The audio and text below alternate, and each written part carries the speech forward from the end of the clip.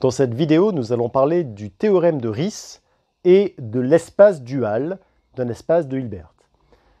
Commençons d'ailleurs par définir ce qu'est l'espace dual d'un espace vectoriel. Alors, si je prends un espace vectoriel, son dual algébrique, c'est l'ensemble des formes linéaires, c'est-à-dire des applications linéaires qui vont de E dans R. Et on le note E étoile.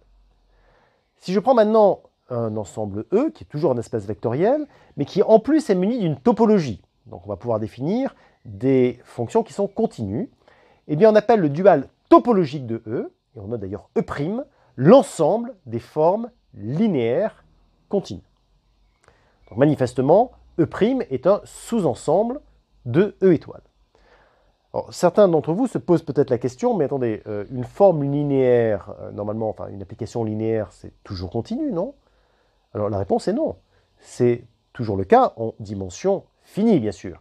Et d'ailleurs, en dimension finie, toutes les formes linéaires étant continues, E étoile sera égale à E'.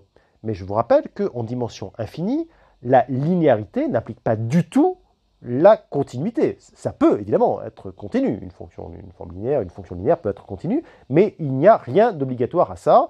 Et ceux qui se sont surpris par ce que je suis en train de dire, je les invite à réfléchir à la dérivation dans des espaces de fonctions qu'il faut bien sûr bien définir correctement.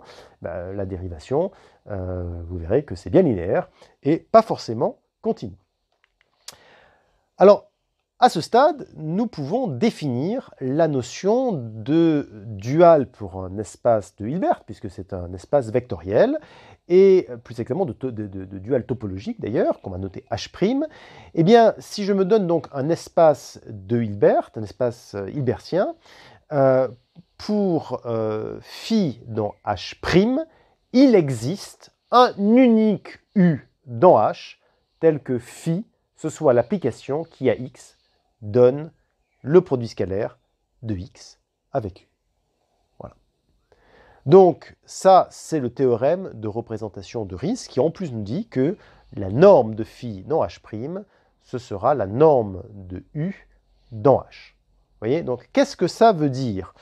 Ça veut dire que les seules applications linéaires continues possibles de H dans R sont faire le produit scalaire avec un élément de H. Et toute application linéaire continue de H dans R, si H est un espace de Hilbert, il n'y a pas le choix, c'est je fais le produit scalaire avec quelqu'un. Et donc, avec un élément de H. Et donc, ça c'est intéressant parce que ce qu'on est en train de dire, c'est que on peut représenter une forme linéaire continue par l'élément avec lequel on fait le produit scalaire. Donc, c'est vraiment pareil d'une certaine manière, c'est isomorphe. Et c'est même un peu plus que ça, parce que la norme de l'application, phi, est égale à la norme de l'élément. Donc c'est même une isométrie. Vous voyez? Alors donnons tout de suite un exemple. On avait donné comme exemple d'espace Hilbert l'ensemble des suites, l'ensemble L2, petit L2, des suites xn telles que la somme pour n vers n0 jusqu'à plus l'infini de xn au carré soit convergent. Bon. Et puis on avait donné comme produit scalaire le produit scalaire qui est ici. Bon, très bien. Alors, ça, la question, c'est si je prends la forme linéaire qui a une suite, donc je prends une suite, elle va donner un élément de R, je prends par exemple x5 plus 2x10. Pourquoi pas? Je prends d'autres choses. Eh bien, ce qu'on est en train de dire, c'est qu'on doit pouvoir trouver une suite UN dans L2 telle que cette forme linéaire, je prends une suite, je donne un réel, c'est linéaire, c'est continu, très bien, puisse s'écrire comme le produit scalaire de xn avec un. Voilà, je vous laisse réfléchir à quelle peut être cette suite un. Dès que vous avez trouvé la suite un, vous pouvez refaire partir la vidéo, donc vous la mettez en pause et vous la faites repartir dès que vous avez trouvé la suite un qui convient. Alors, eh bien, un va être défini par exemple par U5 égale 1, U10 égale 2, et un égale 0 pour toutes les autres valeurs de n. Ça, si je fais ça, effectivement, j'ai bien trouvé une suite un telle que phi de xn, ce soit le produit scalaire de xn avec un. Alors, démontrons le théorème de Riesz.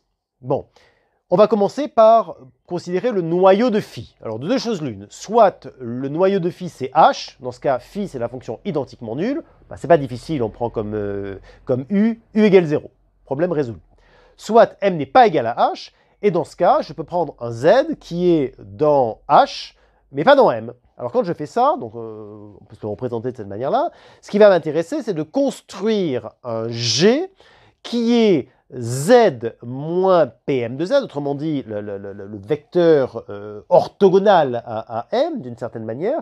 Je le renormalise, hein, donc je divise par la norme pour qu'il soit de norme 1, et je vais prendre u qui est phi de g fois ce vecteur g. Hein, donc je prends ce vecteur g, hein, qui est de norme 1, je fais phi à ce vecteur, et puis je multiplie par g. Voilà. Donc, qu'est-ce qui va se passer maintenant? Si je prends un x qui est dans h, eh bien, je vais pouvoir écrire le décomposer de la manière suivante. Je vais écrire lambda qui est égal à phi de x sur phi de g, et m qui est x moins lambda g.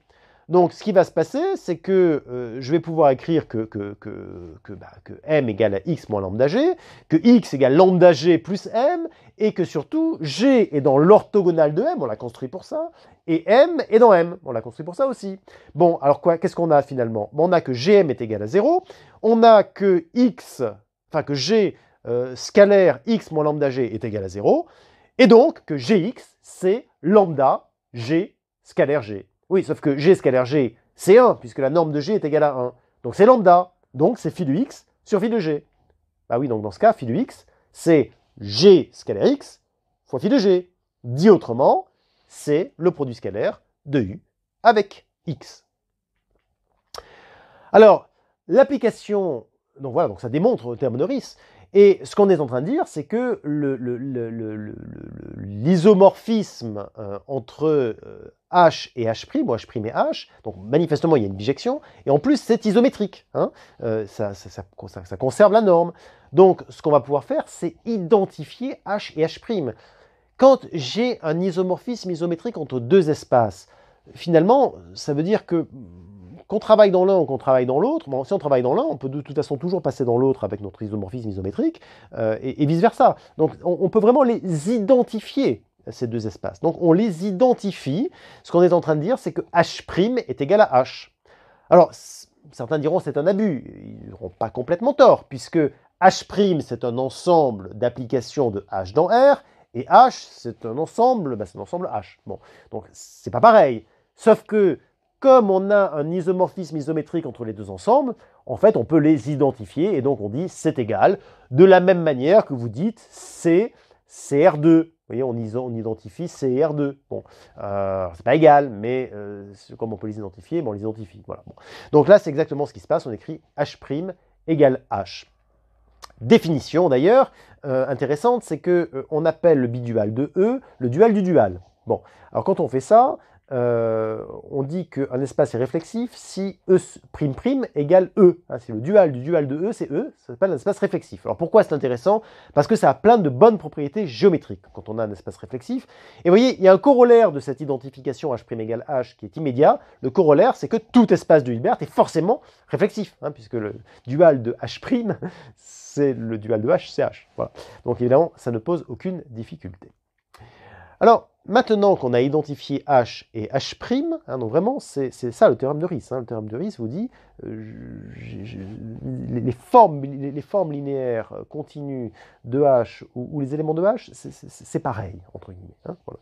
Donc, une fois que j'ai identifié h et h', se pose une question assez naturelle, c'est qu'est-ce qui se passe si je prends un sous-ensemble de h? Eh bien, regardons. Je vais prendre un sous-espace vectoriel de h, donc qui forcément va être normé, hein, puisqu'il va hériter de la norme du produit scalaire de h. Et puis, je vais le prendre complet, donc un espace vectoriel normé complet, donc c'est un espace de Banach, donc dense dans h. Je demande que cet espace soit dense dans h. Eh bien, ce qui va se passer, c'est que si je prends un phi dans h', donc une application linéaire continue de h dans R, eh bien, et que j'appelle U sa représentation au sens du théorème de Riesz, hein, donc le vecteur qui fait que phi de x est toujours xu en produit scalaire, eh bien, je vais pouvoir définir t phi comme étant une application qui va de V dans R et qui va V associe le produit scalaire avec U, hein, le produit scalaire de V avec U. Alors ça, c'est quoi du coup? C'est une forme linéaire continue sur H et donc sur V. Et donc ce qu'on est en train de dire, c'est que T phi, c'est donc dans le dual de V. Hein, c'est dans V'. Bon, donc ce qu'on est en train de dire, c'est qu'on a défini un grand T, qui est une application qui va de H' dans V', elle prend un phi dans H', et elle lui fait correspondre un élément de V'. Présenté comme ça, c'est plus simple, hein, je prends T qui va de H' dans V', alors, regardez bien, lorsque j'ai un phi, alors phi c'est quoi? C'est une application qui va de H dans R, qui a V associe produit scalaire de V de U, et bien ça, à ce phi, je lui fais correspondre quelque chose qui est très simple, hein, qui est simplement le produit scalaire de V avec U. Voilà. Eh bien, ce que j'ai là, c'est une application qui est linéaire, manifestement, injective, continue. D'ailleurs, on a cette inégalité, hein, donc il n'y a pas de problème. Et puis en plus, T de H est dense dans V'. Donc, ce qu'on est en train de dire, c'est quoi? C'est que je viens d'injecter, je suis en train d'injecter H' dans V'. Voilà. Donc si j'ai V qui est inclus dans H, alors H' sera inclus dans V'. Alors quand on dit injecter, pareil, un petit abus, hein, mais on injecte, donc on va être inclus dans cet ensemble plus grand. H' sera inclus dans V'. Oui, mais souvenez-vous qu'on avait, dit que H égale H', donc on peut mettre ces ensembles ensemble, et finalement ce qu'on a, c'est qu'on va avoir V qui va être inclus dans H, qui va être inclus dans V', puisque H égale H'. Alors, on appelle ça un espace pivot. On dit que H est l'espace pivot. Et voyez ce qu'on a. J'ai V qui est inclus dans H. Et du coup, H, ou H', qui est inclus dans V'. Donc, j'ai cette inclusion. V inclus dans H, inclus dans H'. Je vais vous donner un exemple parce que, pour fixer les idées, parce que vous voyez, c'est presque surprenant pour ça. On pourrait se dire, tiens, n'est-il pas étonnant qu'on ait au départ un ensemble plus petit, son dual est plus gros? Oui, alors on va voir pourquoi. Et on va voir pourquoi. Donnons un exemple, on va comprendre tout de suite. Si je prends l'espace des suites, donc petit L1, donc l'ensemble des suites qui sont absolument convergentes, et puis petit L2, qui est l'ensemble des suites dont on n'a pas arrêté de parler depuis le début, hein, qui est celle dans R, dont le carré est convergent, et puis si je suis dans C, il faut rajouter un module pour que ce soit convergent. Bon, très bien. Alors, qu'est-ce qu'on a? Bon, L1 est un espace de Banach, c'est pas un espace de Hilbert, hein, ça se voit, d'ailleurs il suffit d'utiliser les quelques identités sur les normes provenant d'un produit scalaire pour s'en convaincre. L2 en revanche est un espace de Hilbert. Bon. Alors on a bien L1 qui est inclus dans L2. D'ailleurs, si vous avez un doute sur le sujet, autrement dit, tout élément de L1 est bien un élément de L2, il y a une très jolie démonstration qui vient de Jean-Louis Varona, dont je donne les références de l'article un petit peu plus bas, qui dit, finalement, regardez comment ça fonctionne. Si je prends un élément, si je regarde les suites de L1, les xn de L1, donc xn est une suite de L1, je regarde hn qui va être typiquement dans L2, donc qu'est-ce qui se passe? Je prends x0 qui est le premier terme de la suite, j'appelle ça h0. Ensuite, je regarde x1, donc je fais le triangle rectangle, donc forcément h1 par le théorème de Pythagore, celui qu'on connaît depuis le collège, h1 au carré, ce sera h0 au carré plus, x0 au carré plus x1 au carré. Et puis pareil, après je construis x2, hein, donc typiquement h2, ça sera racine carrée de x0 au carré plus x1 au carré plus x2 au carré. Et puis on continue comme ça, h3. Donc vous voyez, ce qu'on a, c'est que hn, c'est la racine carrée de x0 carré plus x1 carré plus etc. plus xn carré. Bon, alors qu'est-ce qu'on est en train de dire? Pourquoi est-ce que L1 est inclus dans L2? Pour une raison très très simple. L1 est inclus dans L2 parce que si vous regardez la somme des x1 plus valeur absolue du x2 plus valeur absolue du x3, etc., ça fait quoi? Ça fait cette espèce de spirale là en bleu, hein, donc elle peut s'enrouler éventuellement, il n'y a pas de problème. Mais ce qu'on sait, c'est que si elle est dans L1, cette quantité est finie, hein, puisque la somme des xn en valeur absolue, en module, est convergente, donc c'est fini. Donc c'est-à-dire que la spirale, sa longueur est finie. Bon, une spirale dont la longueur est finie ne peut pas s'éloigner jusqu'à l'infini, enfin l'éloignement maximal du centre est évidemment fini. Hein. Donc ce qu'on est en train de dire, et ça c'est Hn, donc Hn converge forcément. Donc ce qu'on dit, c'est que si on a une suite qui est dans L1, elle est forcément dans L2. Le contraire n'est pas forcément vrai. Hein. C'est-à-dire qu'on peut avoir une suite qui est dans L2, mais qui n'est pas dans L1. D'ailleurs, vous voyez bien pourquoi, parce qu'on peut rester à une distance finie du centre et puis s'enrouler de manière infinie, hein, une spirale de longueur infinie, tout en restant à une distance finie du centre. Bon, donc c'est pour ça que L2 n'est pas inclus dans L1, et d'ailleurs il suffit de regarder la suite 1 sur n pour s'en convaincre. 1 sur n est bien dans L2, puisque la série des 1 sur n carré est convergente, alors que la série des 1 sur n ne l'est pas. Donc on a L1 qui est inclus dans L2, strictement, L1 qui est dense dans L2, on peut également le vérifier, et donc je vais prendre comme espace, hein, pour mon exemple précédent, H égale L2 et V égale L1. Donc qu'est-ce qu'on a? On a, selon les identifications qu'on a dites précédemment, que V, c'est-à-dire L1, est inclus dans L2, jusque-là, c'est ce qu'on a dit, mais que ça, c'est inclus dans le dual de L1. Dual par rapport à un espace pivot qui a été défini comme étant H égale H', c'est-à-dire L2. Je vous invite à mettre en pause quelques instants et nous donner un exemple réfléchir à la raison pour laquelle V' est plus gros que H. Dit autrement, trouver un élément dans V', une forme linéaire continue de V dans R, qui ne peut pas marcher dans H. Voilà, je vous laisse mettre la vidéo en pause quelques instants, le temps de trouver la réponse, et puis de refaire partir la vidéo dès que vous avez trouvé. Alors, regardons l'application, la forme linéaire suivante. Si on prend simplement la série des UN. Là je n'ai pas pris les valeurs absolues, parce que je veux une application qui soit linéaire et continue. Donc si je prends cette fonction phi, qu'est-ce qui se passe? Eh bien, phi est dans V', il n'y a pas de problème.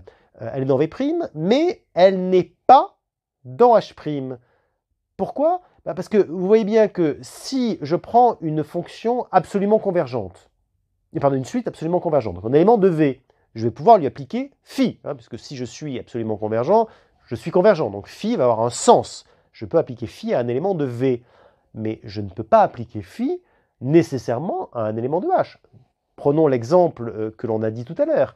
Si je prends un 1 sur n se trouve être dans H. Et vous voyez bien que je ne peux pas appliquer phi à 1 sur n. Donc, le fait que V soit plus petit que H donne plus de possibilités, entre guillemets, à V'. V', on peut avoir dans V' des formes linéaires qui peuvent se permettre des choses avec les éléments de V qu'elles ne pourraient certainement pas se permettre avec les éléments de H. C'est ce qui explique que V est inclus dans H, qui est inclus dans V'.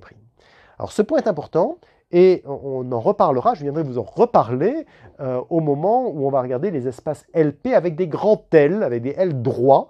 On verra qu'on a des inclusions assez intéressantes avec ces identifications. Donc c'est un sujet sur lequel on reviendra un petit peu plus tard, mais vous voyez là, à ce stade, donc on a bien démontré, enfin on a exposé cette affaire d'inclusion d'espace.